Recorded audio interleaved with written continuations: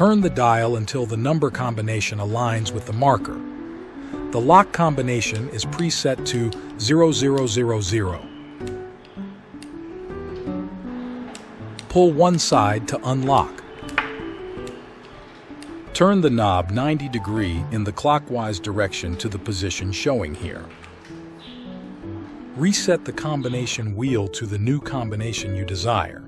As an example, we'll choose 1, 2, 3, 4. As you do, make sure the number as your new combination are line up with the marker on the case. Once your number are selected, turn the reset knob back to its original position. The new combination is now set.